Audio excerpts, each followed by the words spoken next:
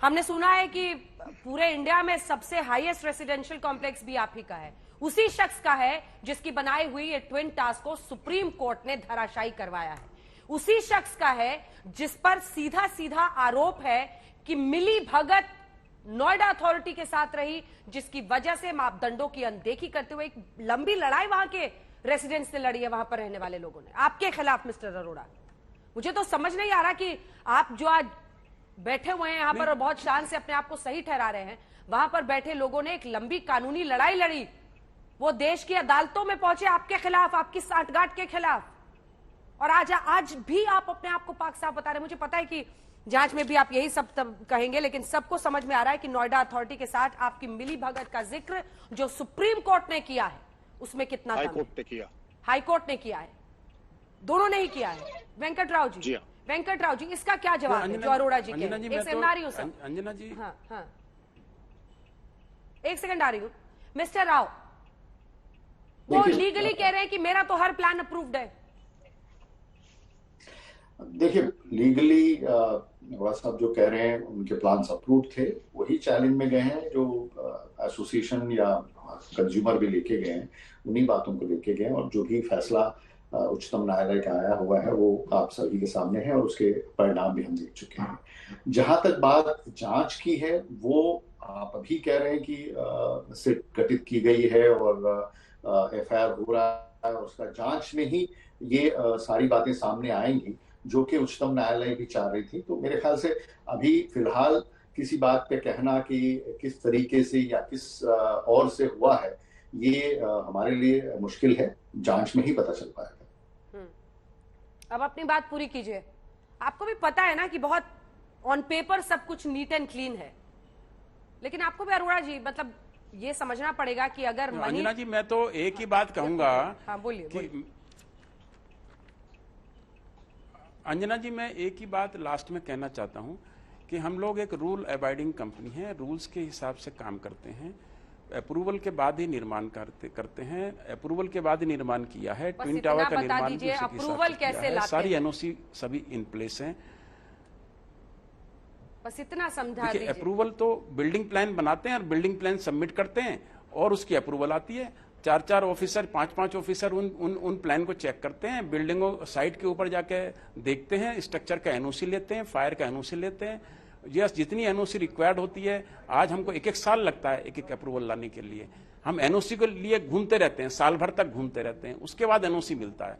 Approval is very difficult today और इतना आसान नहीं होता है अप्रूवल लाना। और उसी पॉलिसी के तहत अप्रूवल ली गई है। बिल्डिंग प्लान, बिल्डिंग बायलॉज के मुताबिक अप्रूवल किए गए हैं, गवर्नमेंट की पॉलिसी के तहत अप्रूव हुए हैं। तो there is no confusion at all madam, ये बिल्कुल क्लियर है कि इसके अंदर सर क्या मजाक कर रहे हैं अप्रूवल में कहीं भी 0.001% का भी कोई वायलेशन। डोंट यू मैडम मी, मुझे मैडम मत कीजिए। आप मुझे ये बताइए सिर्फ कि आखिर आपको ये अप्रूवल जो मिल रहे थे, अगर सब कुछ सही था तो सुप्रीम कोर्ट ने क्यों आपकी बिल्डिंग को गिरवाया? सिर्फ यही एक क्लॉज, आखिर रेसिडेंट्स को क्या परेशानी थी? आप सोचिए कि कोई भी व्यक्ति, एक सेकंड सर, अब मैं बोलूंगी आप सुनेंगे, आप सुनिए मेरी बात। रेसिडेंट्स को क्यों दिक्कत हो रही थी? वहां पर रहने वालों को वो इसलिए हो रही थी क्योंकि आप नियमों की अनदेखी करते हुए फ्लोर पे फ्लोर अप्रूवल लेकर बनाए चले जा रहे थे।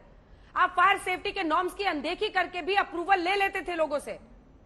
इसी वजह से वो कोर्ट्स में गए ना, तभी तो कोर्ट्स ने उन्हें सही ठहराया और इन बिल्डिंग्स को धराशायी करने की बात कही और सीधी टिप्पणी की कि मिली भगत है सुपरटेक की और नोएडा अथॉरिटी की।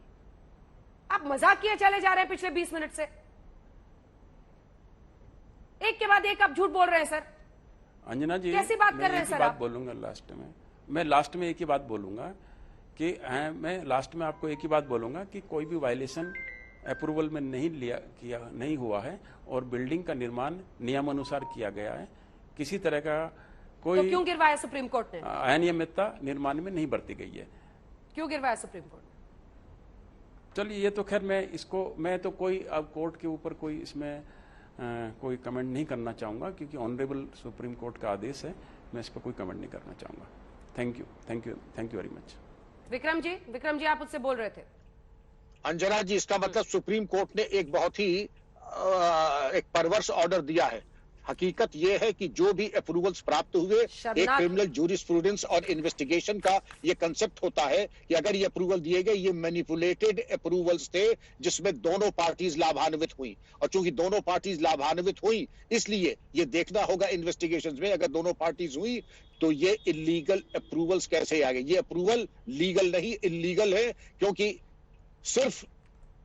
सिर्फ बिल्डर के अलावा शायद एक भी प्राणी प्लेनेट पे नहीं है पृथ्वी पे जो ये कह दे कि सारे अप्रूवल्स लीगल थे, या जो भी काम हुआ है ट्विन टावर्स का वो लीगल था।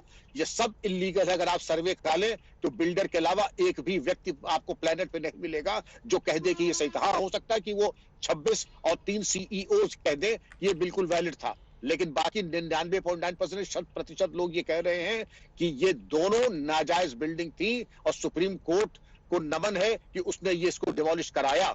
और बेहतर होगा कि इन 26 और इन 3 सीईओ के ऊपर भी कम से कम, अंजना जी आज प्रोग्राम में आह्वान कीजिए, कम से कम 30 वर्किंग डे में इनके ऊपर भी कार्रवाई पूरी वैसे ही हो जाए जैसे ट्विन टावर्स के ऊपर हुई।